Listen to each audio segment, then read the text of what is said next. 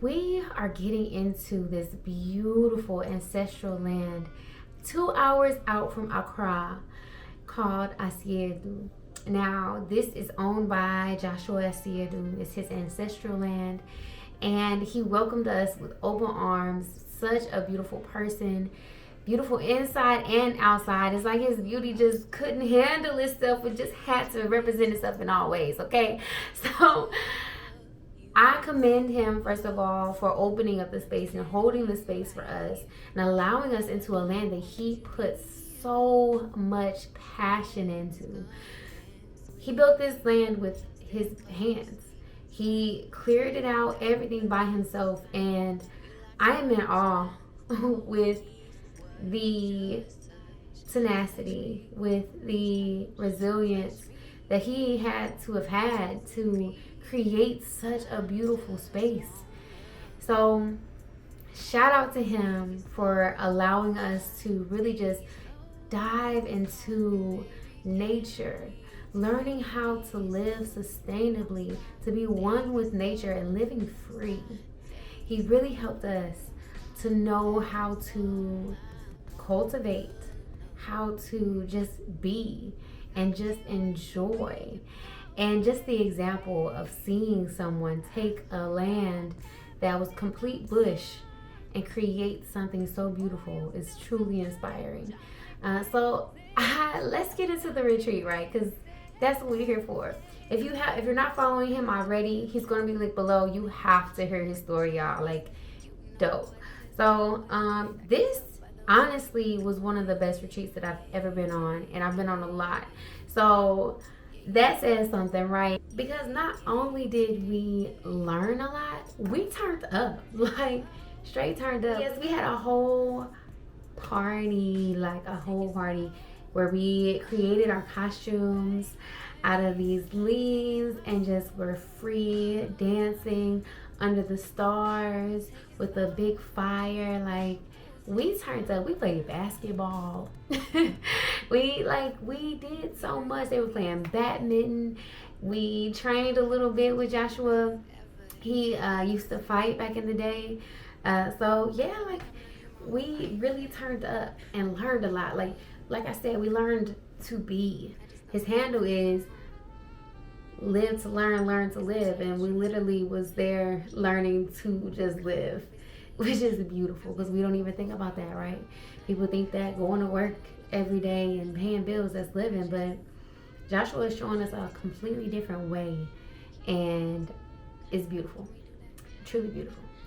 This was my first time being on a retreat where everybody was from somewhere completely different in the world. Like, we had so much representation in this space. We represented Haiti, Barbados, the Netherlands, the US,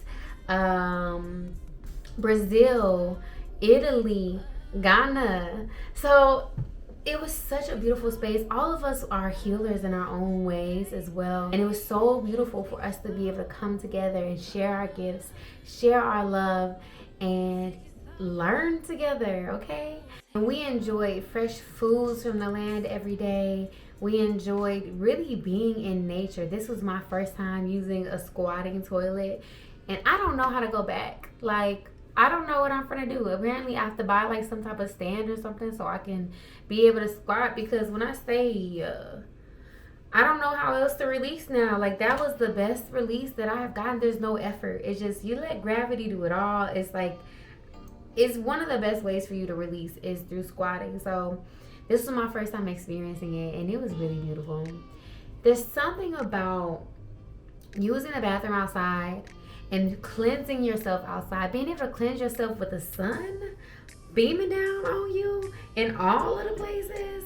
Like, there is something special. I loved being able to take a shower outside with the nature, with trees. Like, it was just such a beautiful experience, y'all. Let's get into what we actually learned, right?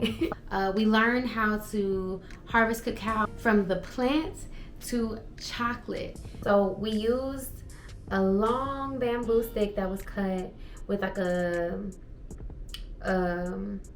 sharp knife, curved knife at the end. You use that to yank it down, or kind of hit it down, right? Or you can twist it as Joshua is showing. And you cut it open, or you knock it open, and then inside you can suck on the soursop part, which is so sweet and so good. And if you bite into it, you see that on the inside the cocoa bean is like a purplish color, kind of.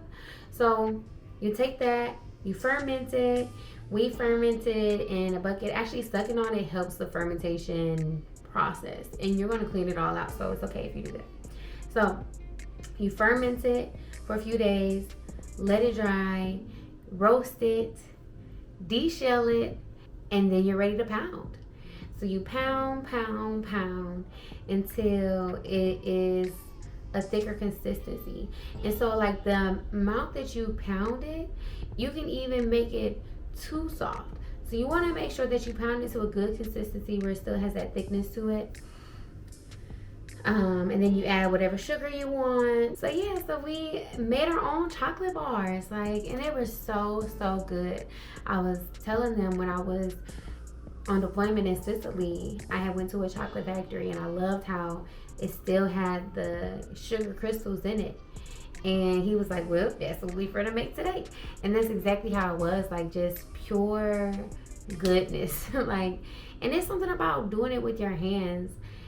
It keeps all of the nutrients in the foods. Like, he was explaining that when you use machines, it actually strips some of the nutrients out of the foods just because of what the machines are made out of.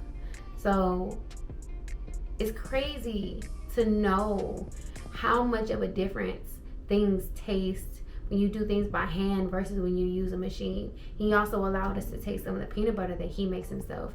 And you can't find no peanut butter that tastes like that in the stores. Like, legit, there's so much that we don't even think about that we would never know, because who is making things with their hands anymore? We really got to get back to our ways and learn how to live, y'all, because we've been just, I can't speak for all of y'all because clearly everybody in the world is different, but like, we really have to get back to learning how to do things on our own. What would you do if there wasn't a grocery store for you to go to? What would you do? Do you know how to survive?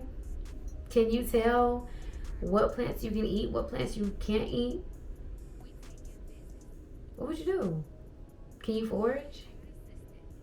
Do you know how to grow in a way that is sustainable to the planet, that helps the soil regain more nutrients? Because the way that we are farming right now is killing the soil. I don't know if anybody here watches Sadhguru. I hope you do if you're on my channel, but he talks about how our soil is not good anymore. If we're not taking care of the soil and making sure that we're harvesting in a way that allows the nutrients to go back into the ground, what are we doing this for, y'all? What's the end goal? You know? So those are just a couple of the things that it really made me think about on this retreat, you know, because we also harvested banana. And he was telling us, like, when you're cutting down a banana tree, it's a certain way that you do it so that it can keep, what's the word? So that it can keep propagating on its own. There's certain ways that you harvest that regains the nutrients in the soil. And so that's what we were learning, so that we can learn how to harvest foods and not go into famine, which is pretty important, right? So yeah, clearly this was my first time using a machete to harvest bananas or any of this. Like, this is completely new for me. I just started gardening last year, so like, this is a whole new level, right? And yeah, that's why I came though. That's why I came to learn, right? And we had such a beautiful time. I'm gonna work on my machete skills, okay? So I'm gonna get better at that. I'm used to guns. I'm from St. Louis. I don't know what to say. El also, if you find out yours, you start coming. Okay. Nice. Because it's supported by another banana, but it's coming. Okay. Oops. Okay. There you Now it's go. ready. There you go. Let's go, baby. Let's go, baby. Let's go. All for you. Good job. That was our catch. Okay, thank you. Bye-bye. This guy. You got the other friend. Someone cut the bananas. Somebody got it. Where's the machine? Just ancestral knowledge. Yeah, I know as ancestral knowledge. Yeah, I was gonna say. AKA because Afaran and Fine How. people just know. Trial and error. So if a couple, both male and female, so it increases like sperm counts, like Okay, does it also help with your cycle? You can make a juice out of it. raw. You add lemon or any kind of vitamins. So lemon, orange, tangerine, grapefruit. Then you just drink it. All right. Does it also Good for iron and fertility. help? Another thing that we learned how to do was make coconut oil and coconut milk. I need to use 14 avocados to get literally maybe 30 ml, you know. But as for this one, already 4 of them, it might give you 100 ml. So it's necessarily it's a good amount of oil inside, but also it's quite easy also to extract. So these are quite small coconuts, but I mean, you also always want to get the old coconut also. When you get coconut, when you see them on the tree, they might be most of the time green or yellow, but you see them with a sort of bright color. They are very young, and those coconut are those that are very good for drinking. So they're very fresh and nice and sweet. Those that are becoming older, you can still drink them, but sometimes they become a bit too old, and drinking them can give you like running stomach. And but those that are old, they are the ones that develop a lot of meat inside, and there will be also batches of brown around the coconut. But if you see the whole point there that is surrounded by brown color, then you know that is old enough to extract a good amount of coconut oil. So to open it, beat it and rotate it. So we're gonna use the other side of the machete because we are not going to cut it, we're going to break it. Yeah, beat it and rotate it. This doesn't even have water, and this actually is this one most likely was already somehow opened and bacteria went inside it right now. It's still good for coconut oil. The smell is fine, but I wouldn't use it right now because I want to achieve a different type of out.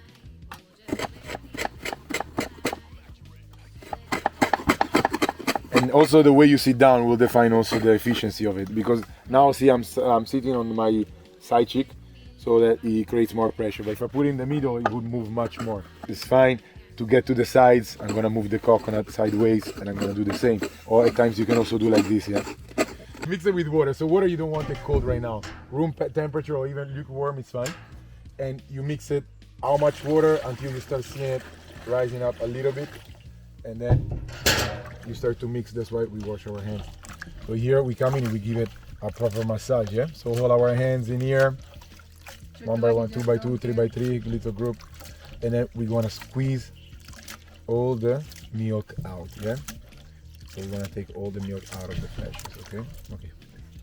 Then you use some sort of cloth so that you can collect the coconut pieces, drain it all out, and then you just have the coconut milk. So as you do the fermentation, it can take place only in certain environments. You know, slight fermentation that takes place. So what's happening is that the water separates from the oil and the cream. And then you will see here. You see the water, you see? This all water, and the top layer here, this one is cream and oil. So now we're gonna further separate this one by boil all together. So the pot should be somewhere around there. There. Yeah, okay. Yes. So we're gonna take all the first layer and put it inside the pot, and then we're gonna cook it. So you're gonna boil it and allow it to really cook and start to separate. So you'll see the oil start to separate from the fatty parts of the coconut. I think I stopped paying attention so much at this point because it started raining out of nowhere. It's dry season. It's not supposed to rain right now, so nobody was expecting it. And so I don't exactly remember when to tell that it's ready. But it's gonna separate, and then you're just gonna like drain that part out, right? And voila, you got coconut oil. I might have missed a couple steps because like I said, it started raining. So I don't know if I'm missing something, but that's pretty much the gist of it. Just know that if I had to do it again, I might make some mistakes, but eventually I'll get it. I got a good direction, you know? Sorry for all the background changes, y'all. I'm trying to get these videos done while I'm in New York. So yes, just bear with me. So not only is Auntie Emma a skilled cook, but she's also one of the best healers. And she came and she shared some of her knowledge with us, and I'm so grateful. She taught us how to heal a broken bone, how to heal certain ailments with herbs, and also just how to improve certain things, how to improve fertility and other things like that, how to get rid of a cough. Like, she is amazing. Truly a beautiful, blessed soul. I'm so grateful for all of the knowledge that was shared. So grateful for all of the love that was shared. So just grateful.